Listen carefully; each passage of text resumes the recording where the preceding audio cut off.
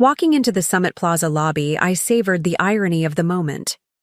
My ex-husband Mitchell was about to sign his company's biggest lease extension yet, with me, though he didn't know it.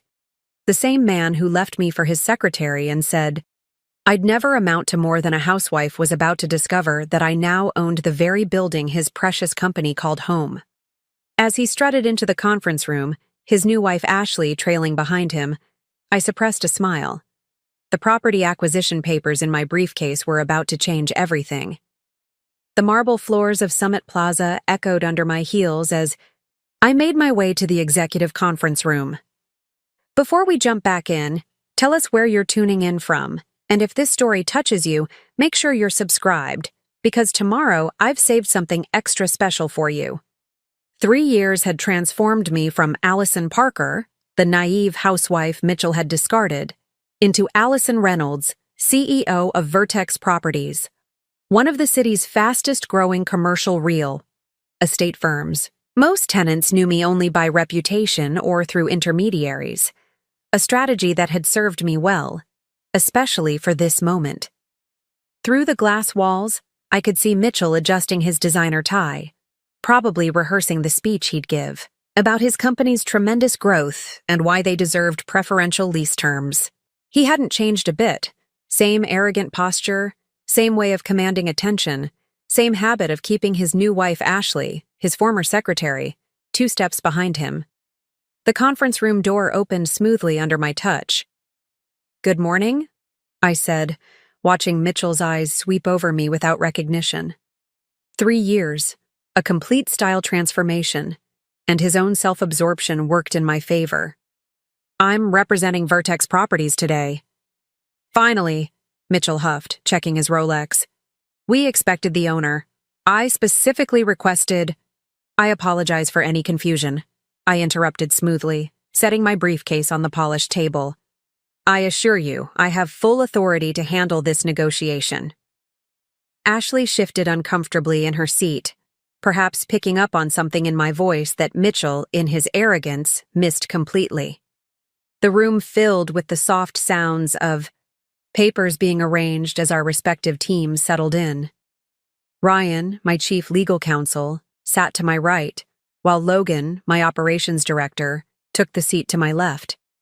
Both had been instrumental in the confidential acquisition of Summit Plaza 3 months ago, and both knew exactly who Mitchell was. Their presence was both support and witness to what would unfold. "Let's begin," Mitchell announced, rather than asked, launching into his rehearsed speech about market positions and corporate growth. I let him talk, studying the man who had once been the center of my world. 10 years of marriage had ended with a text message of all things, while I was visiting my sick mother. "Things have changed," he'd written. "Ashley understands my vision. You never did. The divorce papers are being delivered tomorrow."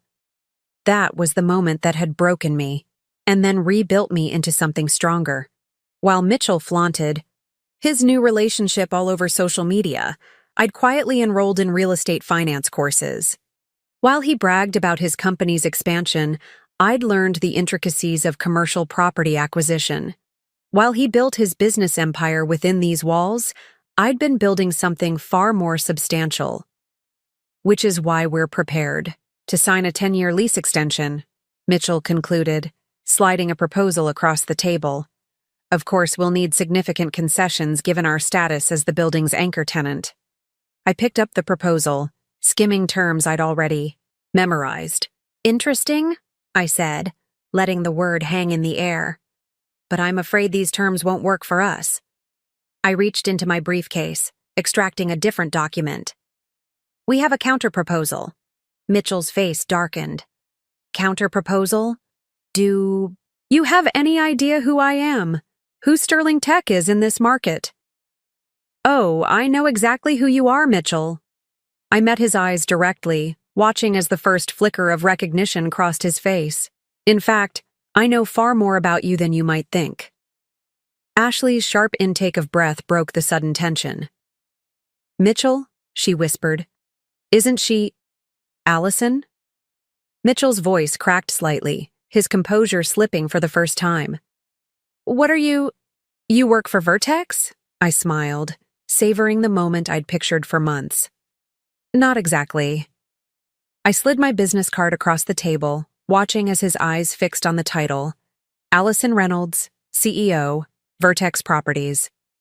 I am— Vertex Properties. The color drained from Mitchell's face as the implications sank in. His company's entire operational hub, the prestigious address he bragged about in every interview, the building he assumed gave him leverage, all of it belonged to me. That's impossible, he stammered, looking to his legal team for support. The previous owner was looking for a quiet, private sale. I finished for him. Sometimes, Mitchell, the best deals are the ones no one sees coming. Rather like romance with one's secretary, wouldn't you say? Ashley flinched at that, but I wasn't here to twist. The knife. This wasn't about petty revenge. It was about power, properly wielded. I opened the counter-proposal, my voice steady and professional. Now, shall we discuss the actual terms of your new lease? I believe you'll find them fair, though. Perhaps not as preferential as you were hoping for. The morning sun streamed through the floor-to-ceiling windows, illuminating the document that would reshape not just Sterling Tech's future, but the power dynamic Mitchell had taken for granted for so long. The real estate empire I'd built was about to teach him its first lesson in humility, and this was only the beginning. Ryan began outlining the new terms, his voice carrying through the stunned silence of the conference room. I watched Mitchell's world shift on its axis, knowing that my journey from discarded wife to property mogul was about to become his most powerful reality check. The story of how I came to own Summit Plaza began 3 years ago, on what should have been a routine visit to my mother's hospital room. I'd been sitting beside her bed, discussing her recovery from surgery, when the message that would shatter my world lit up my phone. Mitchell's words, cold and clinical, had burned themselves into my memory. Things have changed. Ashley understands. My vision. You never did. The divorce papers are being delivered tomorrow. 10 years of marriage ended in a text message while I was holding my sick mother's hand. The timing was classic Mitchell. He'd waited until I was 200 miles away, unable to confront him immediately. By the time I'd rushed home that evening, he'd already cleared out his things and moved in with Ashley, his secretary of 8 months. He's not worth your tears, sweetheart, my mother had said when I called her, sobbing. But it wasn't just about Mitchell. It was about the life I'd put on hold, the dreams I'd shelved to support his ambitions. I'd given up my own career aspirations to manage our home, host his business dinners, and play the perfect corporate wife while he built Sterling Tech from the ground up. The divorce proceedings had been quick and brutal. Mitchell's lawyers painted me as a dependent housewife who'd contributed nothing to his success. Mrs. Sterling was uninvolved in any business dealings, they argued, pushing for a minimal settlement. Her role was purely domestic. Mitchell had sat there, arm around Ashley, nodding along as his legal team dismantled our decade together. You really never understood business, Allie, he'd said during our last mediation session, using the diminutive nickname I'd always hated. Ashley gets it. She sees the bigger picture. His new wife had smiled smugly, the expensive engagement ring on her finger catching the light, the same ring I'd once worn, I'd later learned. But Mitchell had made one crucial mistake. He'd underestimated me. During our marriage, I'd listened during every business dinner, absorbed every conversation about market trends and commercial real estate. While he saw me as mere set dressing for his corporate aspirations, I'd been learning, observing, understanding the intricate dance of power and property that drove our city's business world. The modest divorce settlement became my seed money. While Mitchell celebrated his new marriage with a lavish ceremony in the Maldives, I enrolled in intensive real estate finance courses. When he bragged about Sterling Tech's expansion in business magazines, I was quietly building relationships with key players in commercial property development. Every time he was photographed at charity galas with Ashley on his arm, I was meeting with investors, learning the art of property acquisition and management. Preparing and narrating this story took us a lot of time, so if you are enjoying it, subscribe to our channel. It means a lot to us. Now back to the story. Logan Martinez, now my operations director, had been the first to take me seriously. We'd met at a real estate investment seminar where I'd challenged the speaker's assumptions about market valuation. "You've got good instincts," he'd said afterward. "And better yet, you've got something to prove." He'd introduced me to Ryan Thompson, a brilliant real estate attorney who'd become disillusioned with representing corporate giants. Together, we'd formed the core of what would become Vertex Properties. The name was deliberate. A vertex represented the highest point, the crown of achievement. It also meant a turning point, which felt appropriate for my transformation, our arrive. First year had been challenging. Mitchell's influence in the business community meant many doors were closed to us. "Isn't that Mitchell Sterling's ex-wife?"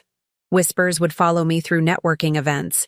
Some assumed I was trying to compete with Sterling Tech, not understanding that my ambitions went far beyond simple rivalry. The turning point came when we successfully acquired a struggling boutique office complex in the financial district.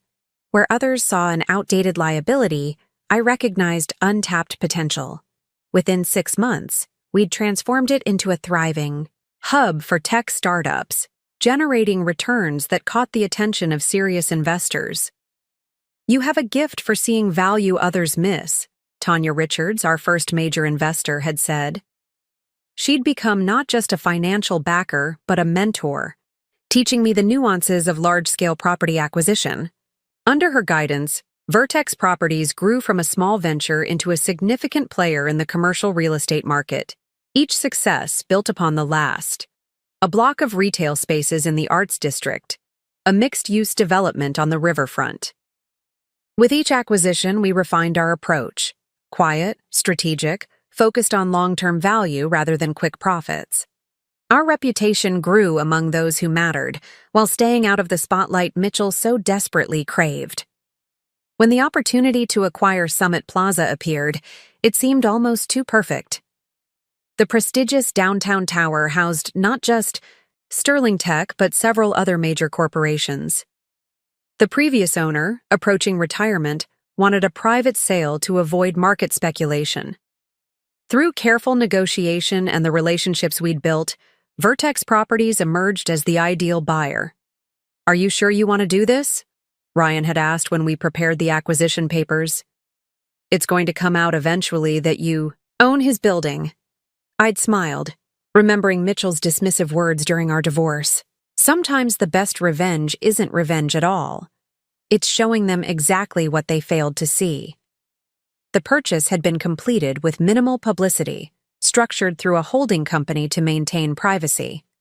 Mitchell, always more concerned with appearances than details, hadn't even noticed the change in ownership. He'd continued his weekly complaints about building management, unaware that each memo eventually crossed my desk. Now, 3 years after that devastating text message, I sat in my private office on the top floor of our headquarters, preparing for the meeting that would reveal everything. The sun was rising over the city skyline, glinting off the sleek glass and steel of Summit Plaza in the distance. My phone buzzed with a message from Logan. "Mitchell's lease negotiation team confirmed for 10 a.m. You ready for this?" I touched the thick folder containing the new lease terms, remembering Mitchell's words from our last encounter. "You never understood business, Allie." The irony would soon be complete. In just a few hours, he would learn exactly how much I'd understood, and just how far I'd come from being the naive housewife he'd so easily discarded. The weight of my achievement settled around me like a well-tailored suit. This moment wasn't just about showing Mitchell his mistake. It was about claiming my place in a world he thought I'd never understand. Vertex Properties now owned 12 major commercial properties across the city, but Summit Plaza would always be special. It represented not just a sound business investment, but a personal summit reached. My assistant Aaron's voice came through the intercom. "Your car is ready, Ms. Reynolds." I gathered my materials, checking my reflection one last time. The woman in the mirror bore little resemblance to Mitchell's ex-wife. Success had a way of transforming more than just your circumstances. It was time to show Mitchell exactly who Allison Reynolds had become. The Summit Plaza lobby had transformed since my last unannounced visit 2 weeks ago.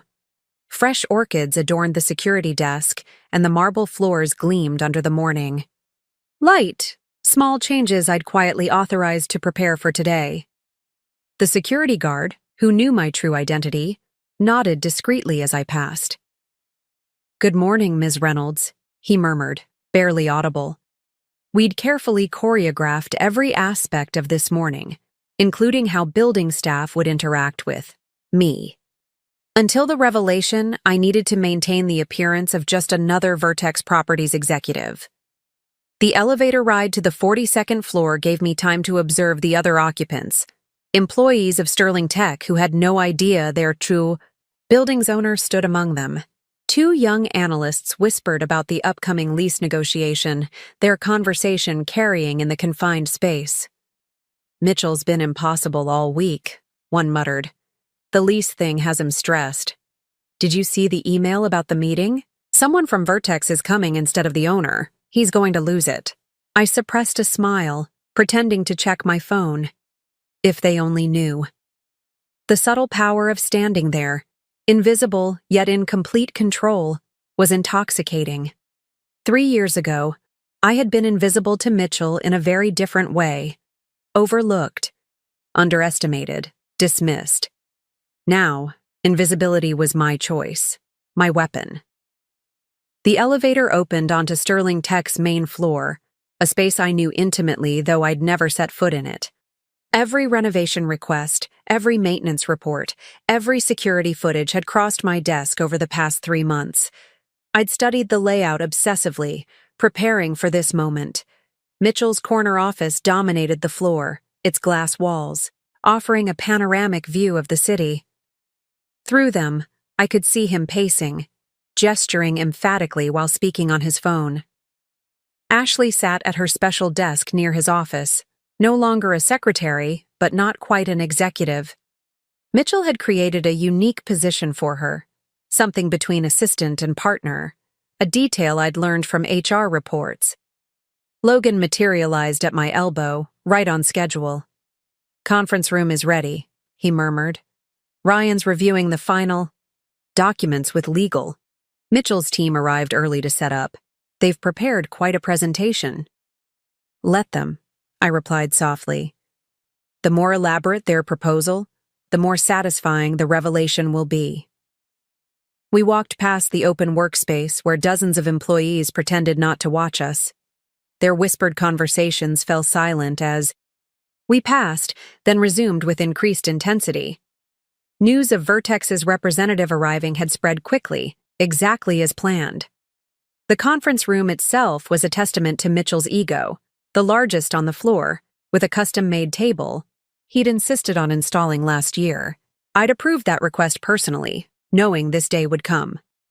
Now, the table's gleaming surface reflected the morning light as Mitchell's team arranged their materials with military precision. "They've prepared a market analysis," Logan whispered, indicating the thick binders at each place setting, trying to justify their demand for below-market rent. "Of course they have," I smiled, settling into a chair with a clear view of both Mitchell's office and Ashley's desk. Mitchell always did love his presentations. Through the glass walls, I watched Ashley approach Mitchell's office, probably to remind him of the time. Their interaction caught my attention, the way she touched his arm, the familiar smile they shared. 3 years ago, that sight would have cut deep. Now, it was merely anthropological, like observing specimens in their natural habitat. "The market analysis is actually quite good," Ryan commented, joining us with his own stack of documents. "Shame their data is 3 months old.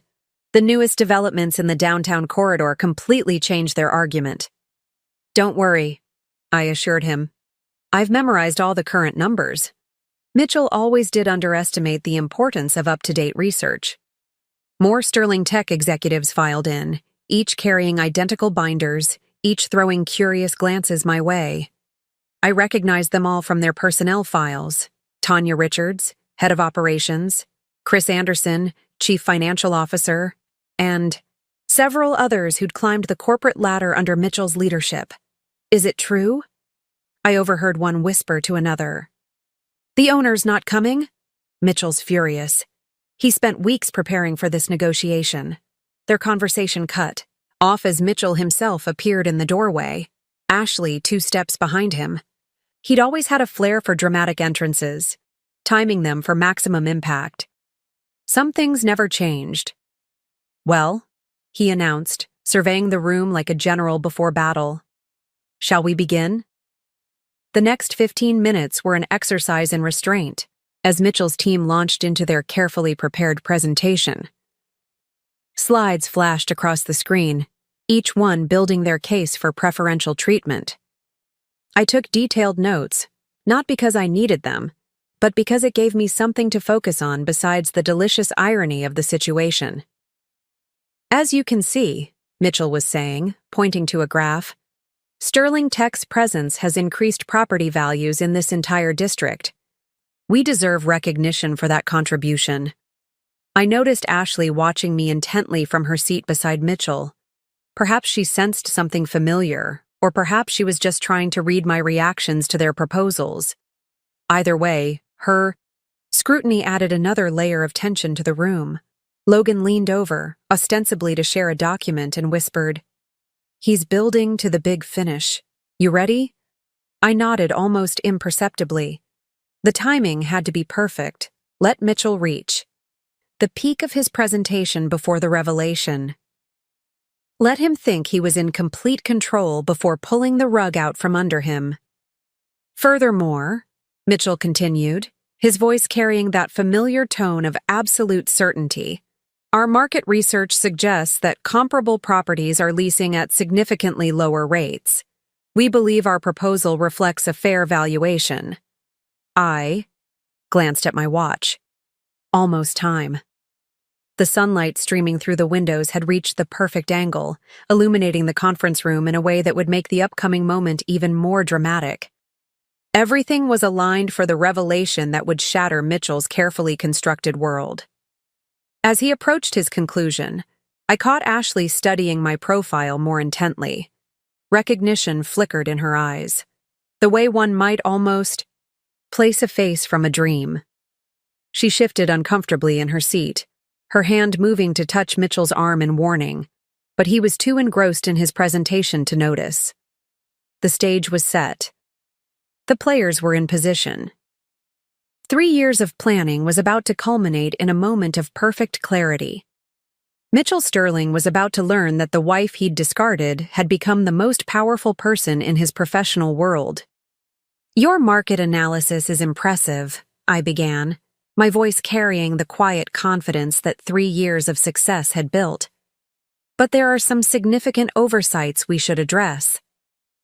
Mitchell's presentation had just concluded, and the satisfaction on his face was about to transform into something far less comfortable. Oversights? Mitchell's tone carried that familiar condescension I remembered so well. I assure you, our research is thorough. Perhaps if you'd brought the actual owner, they could better appreciate the complexity of— Let's talk about the Wellington development, I interrupted smoothly, referencing a project I knew intimately. Your analysis doesn't account for its impact on local market rates. Mitchell's eyebrows rose slightly. The Wellington development was still largely confidential, or so he thought. What he didn't know was that Vertex Properties had quietly acquired that property last month. The Wellington development is merely speculative at this point, he dismissed, though I caught the flash of uncertainty in his eyes. Our analysis focuses on concrete market factors. Interesting. I opened my laptop, turning it to face the room, because these architectural plans approved last week suggest otherwise. The blueprints I displayed caused a ripple of murmurs around the table. The Wellington will add premium office space to this district within 18 months, significantly, impacting market dynamics. Ashley shifted uncomfortably beside Mitchell, her eyes narrowing as she studied my face more intently. I could see the gears turning in her mind, trying to place me. Meanwhile, Mitchell's confidence showed its first crack. "How did you get access to those plans?" he demanded, leaning forward. "That information isn't public." "Vertex Properties has extensive resources," I replied calmly, enjoying the way his jaw tightened. "We make it our business to stay informed about market developments. Speaking of which, shall we discuss your creative interpretation of Sterling Tech's growth projections?" The color drained slightly from Mitchell's face. I pulled out another document, one I'd saved for exactly this moment. "Your presentation suggests a 40% growth rate over the next 3 years, yet your own quarterly reports to shareholders project only 15 to 20%. "Those reports are confidential," Mitchell snapped, his composure slipping further. "This is completely inappropriate." "Actually," Ryan interjected smoothly, "as your landlord's representative, we have every right to verify claims made during lease negotiations. Financial due diligence is standard practice." I watched Mitchell's fingers drum against the table, a nervous tell I remembered from our marriage. Beside him, Ashley's discomfort had grown more pronounced. She whispered something in his ear, but he waved her off impatiently. "Let's be clear," Mitchell said, his voice carrying a hint of threat. "Sterling Tech is the anchor tenant of this building. We have relationships with the owner that precede any recent acquisitions." "Really?" I allowed myself a small smile. "Please, tell me more about these relationships." The challenge in my voice made him pause. For the first time, he really looked at me, not just as an obstacle to his negotiations, but as someone who might be more than they appeared. I saw the moment of hesitation, the first seed of doubt. "I don't believe we've been properly introduced," he said slowly, studying my face. "You seem familiar?" "Do I?" I kept my voice neutral, though my heart raced with anticipation. "How interesting. Perhaps we've crossed paths at industry events." Logan shifted beside me, ready to proceed with our carefully choreographed revelation. But I held up a hand slightly. Not yet. I wanted Mitchell to work for this realization. "Your analysis also fails to mention the 3 infrastructure improvements planned for this district," I continued, changing tactics. "Improvements that Sterling Tech specifically requested last year. In fact, there was a rather strongly worded email from you personally about the necessity of these upgrades." Mitchell's face flickered with confusion. "How could you possibly—" "October 15th, I believe," I pressed on. "You were quite insistent about the parking garage renovations. Called them criminally overdue, if I remember correctly." The room had grown very still. Every executive at the table recognized the email reference. It had been one of Mitchell's legendary outbursts, but only the building owner would know the exact content and date. "Who exactly are you?"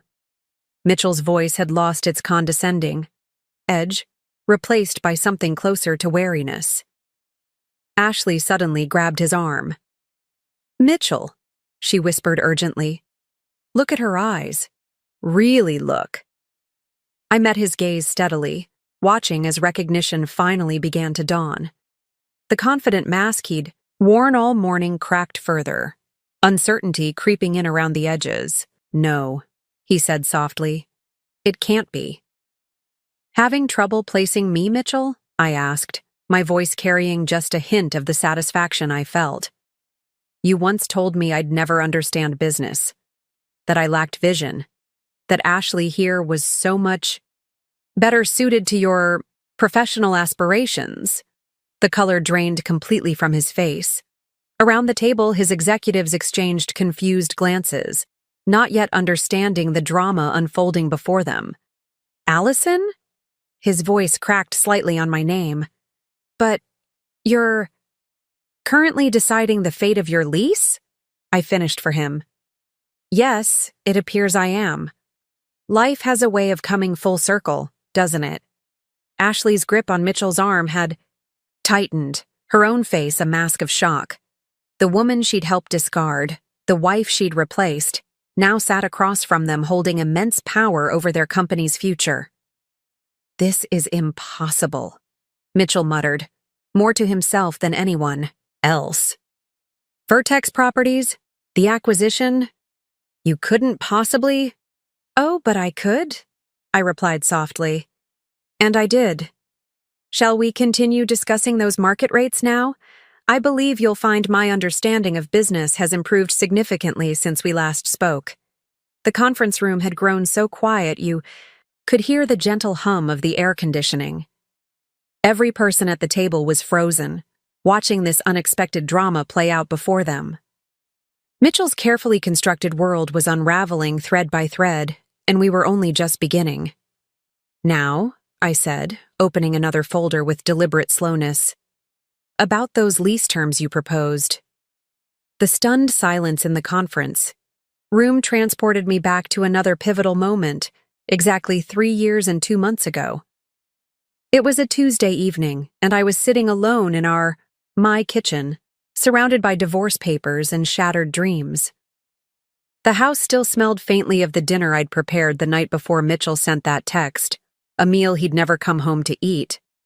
"Mrs. Sterling," Mitchell's lawyer had said earlier that day, his voice dripping with practiced sympathy, "my client is prepared to be generous, given the circumstances." The circumstances, such a delicate way to describe betrayal. I'd sat there, listening as they outlined the terms. The house, a modest monthly allowance, a clean break from the business world Mitchell had always insisted I couldn't understand. The memory of that night crystallized sharply in my mind as I watched Mitchell squirm in his seat now.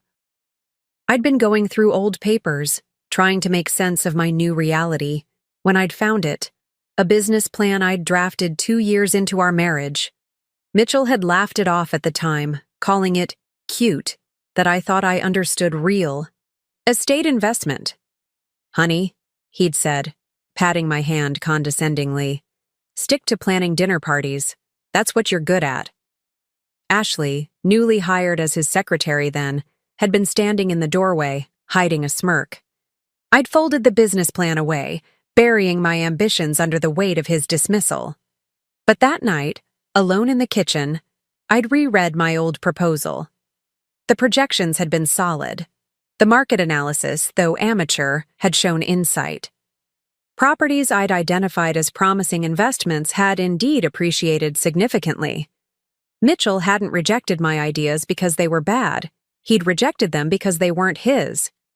"Your entire proposal is built on outdated assumptions," I said now, pulling myself back to the present moment. "Much like your assumptions about me, Mitchell." His face had taken on a ghostly pallor. "You can't.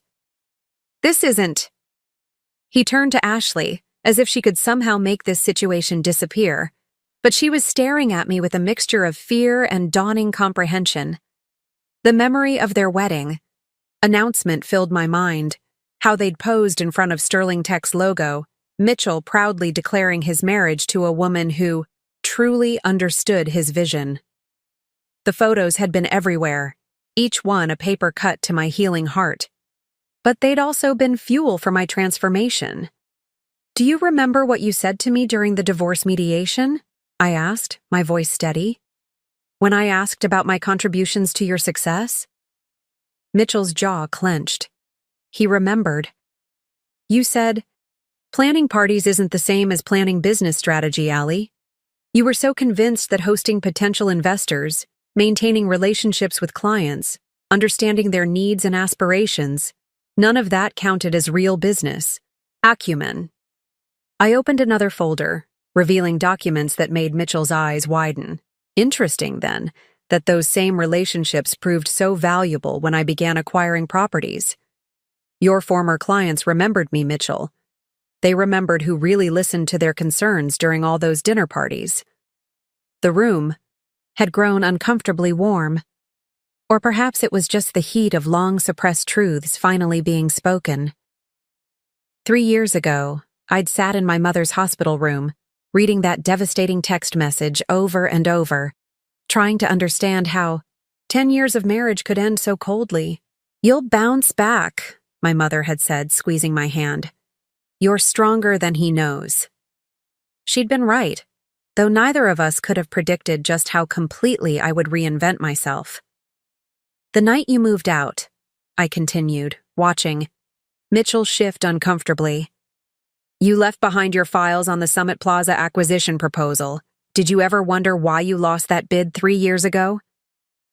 Recognition flickered across his face. Summit Plaza had been his white whale, the prestigious address he'd coveted for Sterling Tech.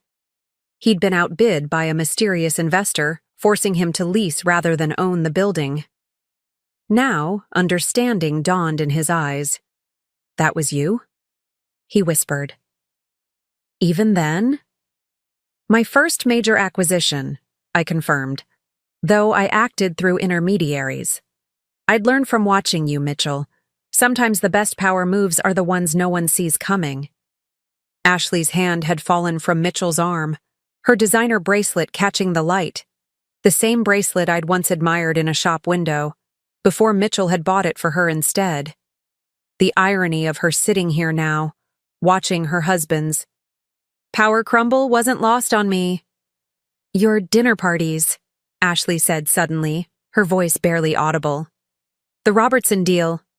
That was you? Ah, you remember. I smiled slightly. Yes, that conversation over dessert about their expansion plans. The information you used to impress Mitchell, I was the one who cultivated that relationship. Just like I cultivated dozens of others while you two were busy convincing yourselves that I was nothing more than a corporate wife. The memory of that particular betrayal stung less now.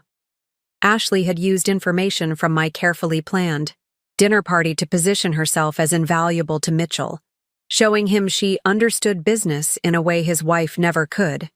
The irony was almost poetic. Every spreadsheet you dismissed, I continued, pulling out more documents. Every market analysis you called cute, every investment suggestion you ignored, I kept them all. And while you were busy building Sterling Tech's public image, I was quietly building an empire. Logan shifted beside me, sliding another folder into view. Inside were photos of all 12 properties now owned by Vertex, including Summit Plaza. Mitchell's eyes darted over them, recognition and disbelief warring on his face. The Wellington development, he said hoarsely. The Riverside complex, the tech corridor, all of them? All of them, I confirmed. It turns out I understood business strategy quite well. I just needed the freedom to prove it. The sunlight streaming through the windows had shifted, casting long shadows across the conference room table. In those shadows, I could almost see the ghost of who I'd been, the underestimated wife, the dismissed dreamer, the woman Mitchell, and Ashley had so easily discarded. But she was gone now, replaced by someone far more formidable.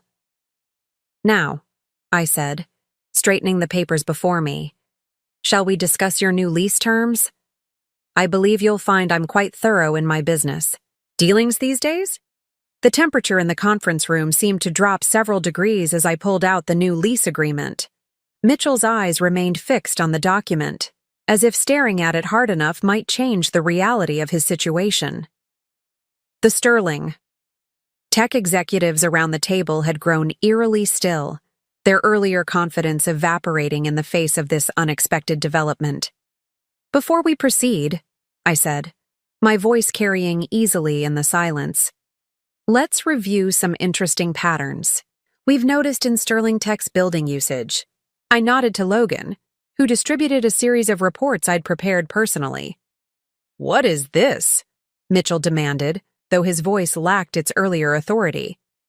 His hands trembled slightly as he picked up the document, another tell I remembered, from our marriage. He always fidgeted when he felt control slipping away. A detailed analysis of your company's actual space utilization, I replied smoothly. For instance, the entire east wing of the 38th floor, the one you insisted needed immediate renovation last year for critical expansion, has remained largely unused. Curious, given how forcefully you argued for those improvements. Ashley shifted uncomfortably in her seat. She'd been the one to submit those renovation requests, using her position to demand premium upgrades that, as I now revealed, had been unnecessary. The other executives exchanged glances, clearly wondering what other inefficiencies their CEO and his wife had written off as business expenses. "You've been monitoring our operations?" Mitchell's attempt at outrage fell flat. "That's standard practice for property management," Ryan interjected, his legal expertise adding weight to the statement. "All usage metrics are tracked for maintenance and security purposes, as clearly stated in your current lease agreement." I watched Mitchell's jaw clench as he remembered signing that lease, a document he'd probably barely read, too confident in his own importance to bother with details. Another lesson he'd failed to learn during our marriage. The devil was always in the details. "Your current rent," I continued, "was negotiated based on projected occupancy rates and usage patterns that haven't materialized. In fact," I pulled out another document, "your actual utilization is approximately 65% of what was proposed. This suggests either poor planning or—" I paused deliberately. "Intentional misrepresentation." The room grew tenser as the implications sank in. Mitchell had built his reputation on aggressive expansion, promising investors and board members that Sterling Tech was growing faster than their space could accommodate. Now, faced with hard data proving otherwise, that reputation began to crack. These numbers, Chris Anderson, Sterling Tech's CFO, spoke up for the first time. "They don't match our internal reports, don't they?" I raised an eyebrow, sliding another folder across the table. "Perhaps you should review the quarterly occupancy surveys your team submitted. The ones that mysteriously changed between department submission and board presentation." Mitchell's face flushed deep red as his CFO opened the folder. I'd spent weeks compiling these discrepancies, tracking how the original reports had been altered before reaching the board. It was exactly the kind of detail-oriented analysis Mitchell had always dismissed as beneath him. "10 minutes until the board call," Logan murmured, just loud enough for everyone to hear. The quarterly board meeting had been scheduled deliberately to coincide with our lease negotiation, another detail I'd carefully arranged. "You can't do this," Mitchell said, but his voice had lost its commanding tone. "The board, our shareholders—" "Actually," I interrupted, "I can. And I have a responsibility to my shareholders to ensure all leases reflect actual usage and honest business practices." The irony of using corporate responsibility against him wasn't lost on anyone in the room. Ashley suddenly stood up, her chair scraping loudly against the floor. "We should call our lawyers," she announced, reaching for her phone. "This is clearly an attempt to—" "To what, Ashley?" I asked calmly. "To enforce standard lease terms? To ensure accurate reporting? Please do call the lawyers. I'm sure they'd be very interested in reviewing these discrepancies as well." She sank back into her chair, the fight draining from her posture. The perfectly curated image she'd maintained, the savvy businesswoman who'd replaced the simple housewife, cracked like cheap veneer. "The board meeting starts in 9 minutes, I noted, checking my watch. "Would you like to review the actual usage data before explaining to them why Sterling Tech has been misrepresenting its space requirements?" Mitchell's eyes darted between the documents, his executives, and the clock on the wall. The carefully constructed narrative he'd built around Sterling Tech's explosive growth was unraveling thread by thread. Each piece of evidence I presented stripped away another layer of his facade.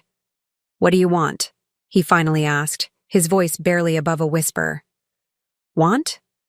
I smiled slightly. "I want what any property owner wants: honest tenants who pay market-appropriate rent for their actual usage. The new lease terms reflect that simple expectation." The morning sun had reached its peak, streaming through the windows and illuminating the conference room in harsh clarity. In this light, every micro-expression on Mitchell's face was visible: the tightening around his eyes, the subtle downturn of his mouth, the way his gaze couldn't quite meet mine. 7 minutes, Logan announced quietly. The Sterling Tech executives were now openly reviewing the discrepancy reports, whispered conversations breaking out around the table. The corporate hierarchy Mitchell had built so carefully was showing its first cracks, and soon the board would see them too. "You've been planning this," Mitchell said, realization dawning in his voice. "All of it. The timing, the board meeting, the reports. 3 years of careful observation and planning," I confirmed. "You taught me the importance of strategic thinking, remember? Though perhaps not in the way you intended." The clock on the wall ticked steadily forward, each second bringing us closer to the board meeting that would reshape Sterling Tech's future. Mitchell's world was collapsing in perfectly calculated increments, and the revelation of my ownership was just the beginning. 5 minutes until the board call, I announced to the room. "Shall we discuss how you plan to explain these discrepancies, or would you prefer to review the new lease terms I've prepared? Either way, Mitchell, your next moves should be chosen very carefully." The weight of 3 years' worth of planning settled around us like a heavy cloak. Everything had led to this moment, every detail analyzed, every contingency prepared for. Mitchell was about to learn that the woman he'd dismissed as a simple housewife had become his company's worst nightmare. 2 minutes until the board call," Logan announced, his voice cutting through the tense silence. The conference room had become a pressure cooker of anxiety and realization as Mitchell frantically flipped through the discrepancy reports before him. "The new lease terms," I said, sliding the document across the polished table, "reflect current market rates adjusted for your actual space utilization. You'll find them significantly different from your expectations." Mitchell's hands shook as he opened the folder. His face, already pale, turned almost ghostly as he read the first page. The numbers I'd prepared were brutal in their honesty, stark contrast to the creative accounting he'd been presenting to his board. "This is more than double our current rate," he choked out. "It would devastate our operating budget." "Actually," I corrected, "it's the rate you should have been paying all along, had your usage reports been accurate. I have a responsibility to my shareholders, Mitchell, just as you have to yours." The pointed reminder of his upcoming board meeting made him flinch. Around the table, Sterling Tech's executives were now openly reviewing their own copies of the lease, their expressions ranging from shock to resignation. 60 seconds, Logan noted. Ashley reached for Mitchell's arm, but he shrugged her off. The polished corporate power couple facade was crumbling rapidly. "There must be some room for negotiation," she attempted, trying to catch my eye. "Given our long-standing relationship with the building." "Relationship?" I raised an eyebrow. "You mean the one built on misrepresented usage data and manipulated reports? That relationship, Ashley?" The computer screen at the end of the conference room lit up, indicating the incoming board call. Mitchell stared at it like a man facing execution, which in a way he was. His corporate empire was about to face its day of reckoning. 30 seconds, Logan announced. "This is what you want, isn't it?" Mitchell suddenly burst out, his voice bitter. "Revenge for what, Mitchell?" I cut him off coolly. "For the text message ending our marriage while I sat at my mother's hospital bedside? For moving your secretary into our home before the divorce was even filed?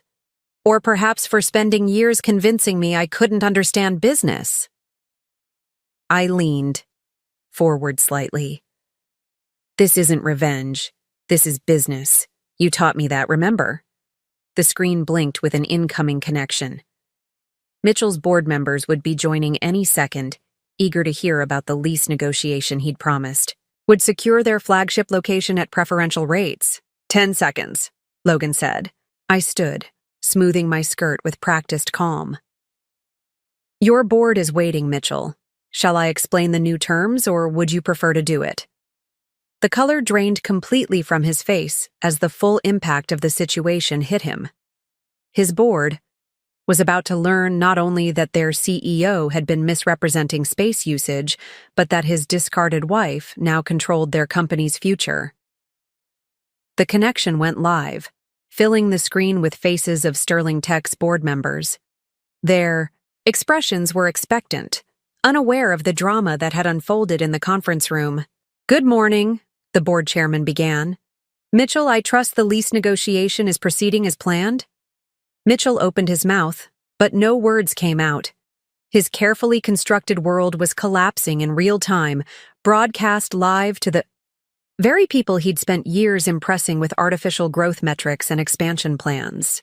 "Perhaps I should introduce myself," I stepped in smoothly, moving into view of the camera. "I'm Allison Reynolds, CEO of Vertex Properties. We recently acquired Summit Plaza, and I've been reviewing Sterling Tech's lease terms personally." The chairman's eyebrows rose slightly. "Reynolds? Not—" "Yes," I confirmed, watching Mitchell shrink further into his chair. "I believe some of you knew me under a different name. Now, shall we discuss the actual state of Sterling Tech's space utilization?" The next 30 minutes were a masterclass in professional decimation. With methodical precision, I laid out every discrepancy, every misrepresentation, every manipulated report. The board's expressions shifted from confusion to concern to outright alarm as the true picture of their company's situation emerged. "These usage patterns," the chairman interrupted at one point, "they don't match what we've been shown in quarterly reports." "No," I agreed, "they don't. The discrepancies are quite significant. I've prepared a detailed analysis for the board's review." With a nod to Logan, the damning documents were electronically distributed to each board member. Mitchell sat in silence, watching years of carefully crafted deception unravel. Ashley had given up trying to maintain her composed facade, her face a mask of barely contained panic. The executives around the table had begun distancing themselves physically from their CEO, a subtle but telling shift in allegiance. "Given these findings," I continued, "Vertex Properties has prepared new lease terms that accurately reflect market rates and actual usage. I should note that we're willing to be quite reasonable about the implementation timeline, provided full transparency is maintained going forward." The chairman's face had turned grave. "Mitchell, would you care to explain these discrepancies?" But Mitchell seemed beyond explanation. The man who had once dismissed me as incapable of understanding business sat mute as his professional reputation crumbled. Every fake metric, every inflated projection, every manipulated report had come back to haunt him. "I think," the chairman said after a long pause, "we need to call an emergency executive session. Mitchell, stay where you are. The rest of the board and I need to discuss this privately." The screen went dark, leaving the conference room in heavy silence. Mitchell stared at his reflection in the black screen, his empire crumbling around him. The perfect cosmic justice of the moment wasn't lost on anyone present. "Well," I said, gathering my materials, "I believe we've covered everything necessary for now. My office will be in touch with the board regarding next steps." I paused at the door, looking back at the man who had once held all the power in our relationship. "Oh, and Mitchell? It turns out I understand business quite well. I just needed the right motivation to prove it." As I walked out of the conference room, the sound of my heels clicking against the floor echoed with finality. Behind me, I could hear the beginning of panicked whispers, the rustle of papers being gathered, the sound of a corporate house of cards collapsing. But I didn't look back. I had made my point, and now it was time to let the consequences unfold. Naturally, Logan fell into step beside me as we headed toward the elevator. "That," he said quietly, "was the most elegant corporate takedown I've ever witnessed." I smiled slightly, pressing the button for the lobby. "It's amazing what you can achieve when someone underestimates you completely. Shall we head back to the office? I believe we have other properties to manage." The lobby of Summit Plaza buzzed with unusual energy as I stepped out of the elevator. News travels fast in corporate buildings, and the morning's events had already begun sending shockwaves through the gossip channels. Employees clustered in small groups, their hushed conversations dying away as I passed. They didn't know exactly who I was yet, but they sensed something monumental had shifted in their carefully ordered world. "Ms. Reynolds," Logan said, checking his phone. "The building management team is waiting in your private office on the 48th floor. And Ryan says the board has been in executive session for 20 minutes now. I hadn't originally planned to maintain an office in Summit Plaza, but now it seemed appropriate, a visible reminder of the new power structure. The private elevator required a special key card, one that Mitchell had repeatedly requested but never received. Now I understood why the previous owner had been so adamant about maintaining that particular boundary. "Clear my schedule for the afternoon," I instructed as we ascended. "I have a feeling we'll be handling quite a few adjustments today." The 48th floor was a stark contrast to Sterling Tech's space below, where Mitchell had opted for aggressive modern design, all sharp angles and cold surfaces. I'd chosen something more sophisticated. Warm woods, subtle lighting, and comfortable yet professional furnishings created an atmosphere of quiet authority. Erin, my personal assistant, met us as the elevator doors opened. "The building management team is ready for you," she reported, falling into step beside me. "And we've received 17 urgent calls from other Summit Plaza tenants in the last hour. Word's getting around about the ownership change." "Of course it is," I smiled slightly. Mitchell never could keep dramatic news to himself. Even now, I could imagine him and Ashley trying to manage the fallout, their perfectly curated image, crumbling in real time. The building management team stood as I entered the conference room. 6 professionals I'd handpicked over the last 3 months, but had never met in person. Their faces showed a mixture of respect and curiosity. They'd been managing Summit Plaza under strict instructions, never knowing exactly why certain decisions had to be handled so delicately. "Please, sit," I gestured, taking my place at the head of the table. "I believe it's time we discussed Summit Plaza's new direction openly." "Ms. Reynolds," began Tanya Parker, the head of operations, "I assume the situation with Sterling Tech has been addressed?" "In progress," I confirmed, noting how she relaxed slightly. "Which brings us to our first order of business. I want a complete audit of all tenant usage patterns, starting immediately. No more courtesy overlooking of discrepancies, no more accepting explanations without verification." The team exchanged glances.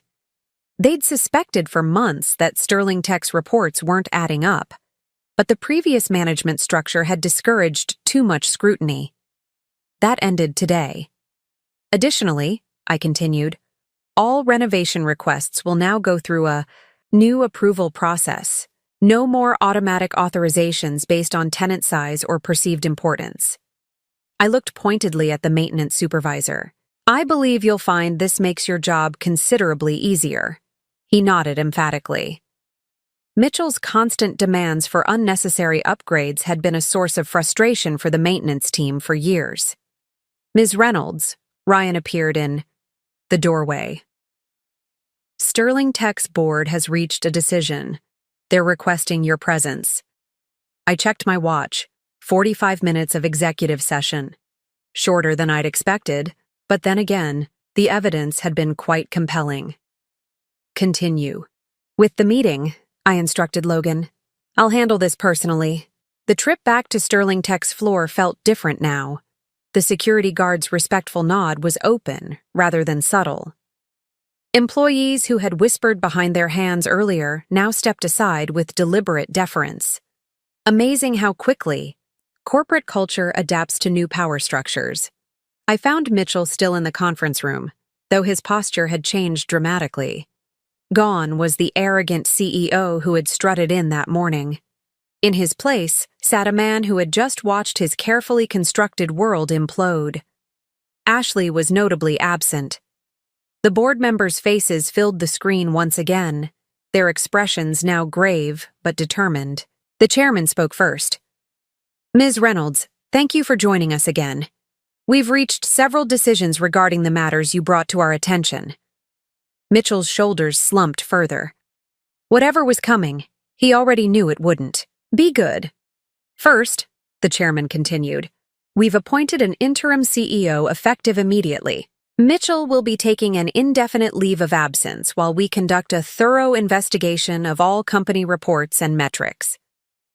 I kept my expression neutral, though inwardly I noted the elegance of their solution. Not an outright firing that would panic shareholders, but a clear removal of power. Second, we would like to formally request a 30-day period to review and respond to the new lease terms. We understand they're more than fair given the circumstances, but we need time to adjust our financial projections accordingly. That seems reasonable, I agreed, watching Mitchell from the corner of my eye. He sat completely still, like a statue of his former self. And finally, the chairman's voice took on a different tone. We owe you an apology. Many of us were on the board during your divorce proceedings. We accepted Mitchell's characterization of your business acumen without question. That was our mistake. A mistake that had cost them dearly, though I didn't need to point that out. The irony spoke for itself. The past is behind us, I replied diplomatically. I'm more interested in ensuring Summit Plaza and Sterling Tech maintain a productive professional relationship moving forward. The meeting concluded shortly after, leaving Mitchell and me alone in the conference room. The silence stretched between us, heavy with unspoken words. You could have exposed everything immediately, he finally said, his voice hollow. Why wait? Why let me keep digging myself deeper? I gathered my papers unhurriedly, considering my response. You know, Mitchell, you taught me something valuable during our marriage. You always said the best business strategy was letting your opponents underestimate you while they revealed their weaknesses. I paused at the door. I suppose I was a better student than you realized. As I walked through Sterling Tech's office, space one last time, I saw Ashley clearing out her special desk, her face streaked with tears. The executive team huddled in various corners, already distancing themselves from Mitchell's impending fall. A corporate empire built on artificial growth and manipulated numbers was crumbling, and in its place, something more honest would have to rise. My phone buzzed with a message from Logan. Building management meeting concluded. Ready to implement. All new policies. What's next? I smiled, stepping into the elevator. Schedule a meeting with our leasing team, I replied. I believe several prime office spaces may be becoming available soon. The doors closed on Sterling Tech's floor, and I felt no regret, no lingering emotion, just the quiet satisfaction of a long game well played. Mitchell had taught me about business strategy, yes, but he'd failed to realize that sometimes the best lessons come from watching someone's mistakes rather than their successes. 1 week after the dramatic revelation, Summit Plaza hummed with a different kind of energy. The changes I'd implemented were subtle but significant, transforming the building's atmosphere from one of hierarchical tension to professional efficiency. From my office on the 48th floor, I could observe the shifting dynamics playing out across every level. The audit results are in, Logan announced, placing a thick folder on my desk. You were right about the other tenants. Sterling Tech wasn't the only one playing loose with their usage reports. I opened the folder, scanning the detailed analysis our team had compiled. 3 other major companies had followed Mitchell's example, though on a smaller scale. It was amazing how one person's corporate culture could infect an entire building. Schedule meetings with each of them, I instructed. Let's address this professionally, without the drama that accompanied Sterling Tech's situation. After all, they hadn't made it personal by breaking my heart and stealing my secretary. Erin appeared in the doorway with my afternoon coffee. The contractors are ready to begin renovations on the 38th floor, she reported. And HR called. Apparently, several Sterling Tech employees have submitted their resumes to Vertex Properties. Including Ashley, Logan added with a slight smirk. Though I assume that one's going directly to the rejection pile. I raised an eyebrow at him. Actually, review her application like any other. Her ambition isn't a fault. It was her methods that were problematic. The surprised looks on their faces made me smile. Success means rising above petty revenge. Remember? The morning sun streamed through my office windows, illuminating the city sprawling beyond. Somewhere out there, Mitchell was probably still reeling from his fall from grace. The business papers had been surprisingly kind, reporting his temporary leave of absence without digging too deeply into the reasons. I'd made sure of that. Public scandal wouldn't serve anyone's interests. Ms. Reynolds, Ryan entered with another stack of documents. Sterling Tech's board has approved the new lease terms. They'd like to schedule the signing for next week. Their new interim CEO is making good decisions, I noted, reviewing the acceptance letter. Have you seen their revised usage proposals? Ryan nodded approvingly. Complete transparency. They're actually giving up 2 floors they weren't fully utilizing. The board is serious about cleaning house. A knock at my door interrupted us. Tanya from building management stood there, tablet in hand. Sorry to interrupt, but you should see this. The changes we implemented in the security protocols, they just caught something interesting. She handed me the tablet, showing security footage from the night before. There was Mitchell, trying to use his old executive access card to enter after hours. The system had denied him entry, one of the first changes I'd implemented. He stood there for 20 minutes, Tanya reported, trying different cards, making calls. Finally left when security approached him. I watched the footage of my ex-husband, once so powerful in these halls, being turned away like any other unauthorized visitor. The sight should have brought satisfaction, but instead, I felt a strange mix of pity and resolution. Update his access credentials, I decided. Standard business hours only, regular tenant protocols. He's still technically an employee of Sterling Tech, just not in an executive capacity. Logan looked surprised. You're not going to ban him? Completely?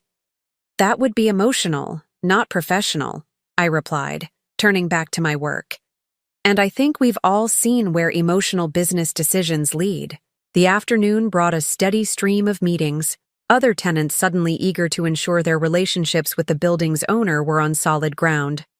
Word had spread about the Sterling Tech situation, and no one wanted to be the next. Company caught in audit crosshairs. Vertex Properties stock is up 12%, Aaron reported during a brief break between meetings. The market apparently approves of our management style. I smiled, remembering how Mitchell used to dismiss my suggestions about transparent business practices. It turns out honesty can be profitable. Who knew? As evening approached, I took a walk through the building, something I'd started doing regularly since taking open control. Employees from various companies nodded respectfully as I passed. The fearful whispers of last week had been replaced by something closer to admiration. Near Sterling Tech's main entrance, I encountered Chris Anderson, their CFO, waiting for the elevator. He'd been one of the few executives to survive the board's purge, largely because he'd been trying to flag the discrepancies in their reports for months. Ms. Reynolds, he acknowledged, looking both uncomfortable and relieved. The new systems you've implemented, they're actually making my job easier. No more pressure to massage the numbers. Numbers don't lie, Mr. Anderson, I replied, echoing words Mitchell had once used against me. They just need people brave enough to tell their truth. Back in my office, I found an unexpected email waiting. It was from Ashley, not a resume as Logan had mentioned, but a personal message. I know I'm probably the last person you want to hear from, but I need to say this. I watched you today, walking through the building like you've always belonged here. The truth is, you always did. I was so busy trying to prove I understood business that I never realized what real business acumen looked like. I'm not asking for forgiveness or a job. I just wanted you to know that you proved him wrong. You proved us all wrong. I sat back, considering how to respond. The Ashley who had helped destroy my marriage wasn't the same woman who had sat in that conference room last week, watching her world collapse. People could change. I was living proof of that. Thank you for your note, I wrote back. The past is past. Focus on building your future honestly this time. That's the best path forward for all of us. Looking out over the city as dusk approached, I reflected on how much had changed in just 1 week. Summit Plaza's transformation wasn't just about new lease terms or audit protocols. It was about creating a culture of transparency and professionalism that would outlast any individual's influence. My phone buzzed with a text from my mother.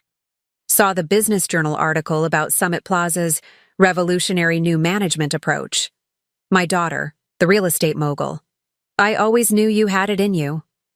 I smiled, remembering how she'd held my hand in that hospital room 3 years ago, telling me I was stronger than Mitchell knew. She had been right, but not in the way either of us had expected.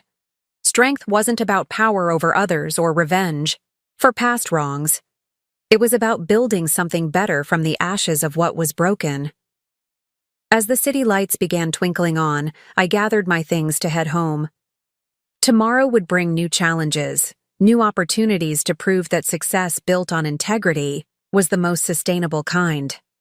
Mitchell had taught me about power, but I'd learned about leadership on my own. Sometimes the best lessons come from proving someone else's assumptions wrong. 1 month after the revelation that shook Summit Plaza, I sat in my office reviewing the quarterly reports. The changes implemented across the building had yielded impressive results. Occupancy rates were optimized, tenant satisfaction had increased, and our transparency initiatives were being hailed as an industry standard. Ms. Reynolds, Aaron appeared at my door. Mitchell's here for his appointment. I checked the time, exactly on schedule. Another change. The man who used to make others wait now arrived precisely when expected. Send him in. Mitchell entered my office with none of his former swagger. The designer suits remained, but something fundamental had shifted in his bearing. Humility, it seemed, could be learned after all. Allison, he nodded, taking the offered seat. Thank you for agreeing to meet. Your request was reasonable, I replied, pulling out the file he'd submitted. You want to discuss Sterling Tech's space optimization proposal? The proposal had caught me by surprise. A detailed plan for consolidating their operations, reducing their footprint while maximizing efficiency. It was actually quite impressive, showing the kind of careful analysis Mitchell had often dismissed as beneath him. I've been doing a lot of thinking, he began, his voice lacking its old arrogance. About business, about leadership, about how wrong I was about so many things. I studied him carefully, remembering another conference room years ago where he'd laughed at my business proposals. The man sitting before me now bore little resemblance to that dismissive executive. The board has me working with the efficiency team now, he continued. No corner office, no executive privileges. Just analyzing data and looking for ways to improve operations. He smiled wryly. Turns out I'm actually good at it when I stop trying to inflate everything. I've reviewed your proposal, I said, opening the file. It's thorough, practical, and honest. All the things you used to consider unnecessary. Mitchell nodded, accepting both the compliment and the criticism. I learned from the best, he admitted. Watching how you've transformed Summit Plaza, it's been educational. Painful, but educational. Through the windows, I could see other buildings gleaming in the afternoon sun. Some of them were now Vertex properties, each one a testament to the business acumen Mitchell had once dismissed. How's Ashley? I asked, genuinely curious. After the dramatic revelation, she'd disappeared from Summit Plaza, her carefully constructed corporate image crumbling, alongside Mitchell's. Gone, he said simply. Turns out our relationship was built on the same artificial foundation as my business practices. She left when the board stripped my position.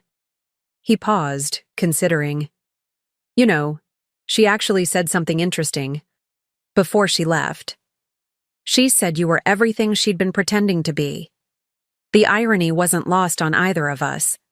The woman they'd dismissed as a simple housewife had become the embodiment of true business success they'd both been chasing. Life has a way of teaching us what we need to learn, I observed, though the lessons aren't always comfortable.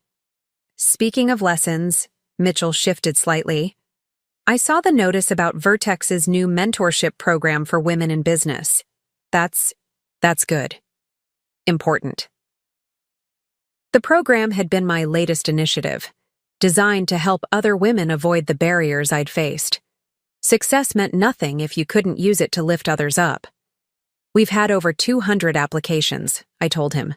Turns out there are a lot of women out there just waiting for someone to take their business ambitions seriously.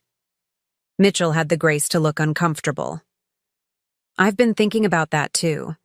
How many talented people I probably dismissed over the years, just like I dismissed you. The waste of it. Our conversation was interrupted by Logan arriving with the latest building management reports. He paused, seeing Mitchell, but I waved him in. The energy efficiency upgrades you recommended, Logan addressed Mitchell directly. They're showing better results than projected. Cost savings are running about 15% above estimates. Mitchell's face showed surprised pleasure at the professional acknowledgement. It was probably the first genuine praise he'd received in months, based on actual results rather than inflated projections. The maintenance team had some good insights, he replied. When you actually listen to the people doing the work, turns out they know what they're talking about. I suppressed a smile, remembering how he used to ignore staff suggestions, convinced that good ideas could only come from the executive level. Another lesson learned the hard way. Well, Mitchell stood, gathering his papers. Thank you for considering the proposal. And for everything else. Everything else? For not destroying me completely when you could have. For showing me there's a better way to do business.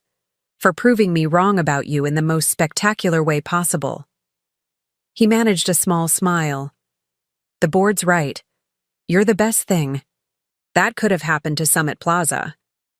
After he left, Logan lingered, shuffling reports. That was unexpected, he finally said. Mitchell Sterling actually learning humility? People can surprise you, I replied, turning back to my work. Sometimes they just need the right motivation to change. The afternoon passed in a blur of meetings and decisions.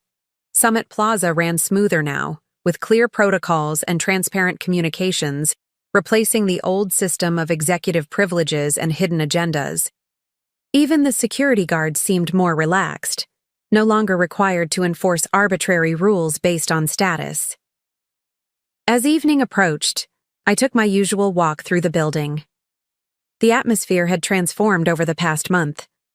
Where there had once been tension and political maneuvering, there was now professional focus and collaborative energy. Near the ground floor, I passed the wall where building ownership history was displayed. My name and portrait had recently been added. Allison Reynolds, CEO, Vertex Properties. The simple gold lettering made no mention of the dramatic story behind my acquisition, no hint of the personal journey that had led to this point. It didn't need to. Success, I'd learned, wasn't about revenge or proving others wrong. It was about proving yourself right, about building something meaningful and lasting. Mitchell's humbled transformation was just a bonus. The real victory was in creating a business culture that valued substance over appearance, truth over inflation, and capability over confidence. My phone buzzed with a message from Aaron. First mentorship program orientation scheduled for next week. 25 participants confirmed. I smiled, imagining another underestimated woman out there, waiting for her chance to prove herself. Sometimes the best revenge isn't revenge at all. It's using your success to ensure others don't face the same barriers you did. 6 months after the day I revealed my ownership of Summit Plaza, I stood at the podium during Vertex Properties' annual investor conference. The auditorium was packed with shareholders, industry leaders, and, most importantly, the first graduating class of our Women's Business Mentorship program. Success, I began, looking out over the gathered crowd, isn't about proving others wrong. It's about proving yourself right. My gaze swept across the room, catching familiar faces. When I acquired Summit Plaza, many assumed it was about revenge. The truth is, it was about transformation. Not just of a building, but of an entire business culture. The statistics displayed behind me told the story better than words could. Tenant satisfaction up 87%, operating costs down 32%, and occupancy rates at an all-time high. But numbers, while important, weren't the whole story. Real estate isn't just about buildings, I continued. It's about creating spaces where people can grow, where talent can flourish, where success is measured by more than just profit margins. In the front row, I spotted Mitchell sitting quietly. No longer the arrogant CEO, but now a respected data analyst whose efficiency recommendations were revolutionizing how Sterling Tech utilized their space. Beside him sat Chris Anderson, who'd been promoted to CEO after proving his commitment to transparent business practices. 6 months ago, Summit Plaza was a symbol of traditional corporate hierarchy, I said, advancing to the next slide. Today, it's a model of modern business efficiency, but more importantly, it's proof that success built on integrity lasts longer than success built on appearances. The audience stirred as I clicked to a photo of our mentorship program graduates. 25 women, each with their own story of being underestimated, overlooked, or dismissed. Each now armed with the skills and confidence to reshape their own futures. This, I gestured to the image, is my true revenge. Not the acquisition of a building, not the reversal of power, but the opportunity to ensure that no other talented individual has their abilities dismissed or their dreams denied. From my position on stage, I could see Logan and Ryan sharing proud smiles. They'd been there from the beginning, believing in my vision when it seemed impossible. Now they helped lead a company that was changing industry standards. Someone once told me I'd never understand business, I continued, allowing myself a small smile. They were right about one thing. I didn't understand business as they practiced it. I didn't understand why success had to come at others' expense, why power had to mean domination rather than elevation. The next slide showed Summit Plaza at night, its windows glowing with possibility. Today, Vertex Properties owns 15 major buildings in this city.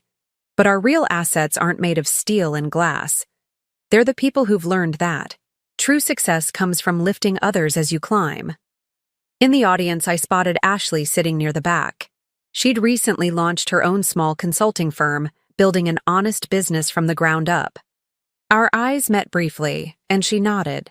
A gesture of respect between two women who'd learned different but equally valuable lessons about success. The business world is changing, I said, moving toward my conclusion. The old models of power and success are giving way to something more sustainable, more inclusive. My story isn't unique. It's just one example of what's possible when talent refuses to be dismissed. The lights dimmed slightly as I clicked to the final slide. A split image, showing Summit Plaza 3 years ago and today. The physical building looked the same, but the energy it projected was completely different. So let me leave you with this thought, I said, my voice carrying clearly through the hushed auditorium. The next time someone tells you that you don't understand business, that you'll never succeed, that your dreams are too big, remember this. Sometimes the best response isn't to prove them wrong. It's to prove yourself right. The applause that followed wasn't just for me. It was for every person who'd ever been underestimated, every dream that had been dismissed, every talent that had been overlooked. Later that evening, as I stood in my office watching the sunset paint the city skyline, Aaron brought in a curious delivery. Mitchell's old nameplate from his executive office days. "He thought you might want this," she said, reading from the attached note, "as a reminder of how far you've come." I picked up the nameplate, feeling its weight in my hands. The man who had once dismissed my business acumen now worked in a cubicle, finding satisfaction in honest work well done. The woman who had tried to replace me had found her own path to success. And I I had built something far more valuable than a real estate empire. My phone buzzed with a message from my mother. Saw your speech online. You didn't just prove them wrong, sweetheart. You showed them a better way. Smiling, I placed Mitchell's old nameplate in my desk drawer. I didn't need reminders of the past anymore. The view from my office showed something far more important. A future where success wasn't measured by who you could dominate, but by who you could elevate. The sun set over the city, casting long shadows across Summit Plaza's gleaming facade. In the gathering dusk, its windows lit up one by one, each light representing someone working toward their own dreams, in a space where talent was recognized, potential was nurtured, and success meant more than just winning. This, I realized, was the sweetest revenge of all. Not the defeat of those who doubted you, but the creation of something so undeniably positive that it transformed even your adversaries into allies. Sometimes the best way to overcome the past isn't to destroy it, but to build something better in its place. And that's exactly what I had done. Up next, you've got 2 more standout stories right on your screen. If this one hit the mark, you won't want to pass these up. Just click and check them out. And don't forget to subscribe and turn on the notification bell so you don't miss any upload from us.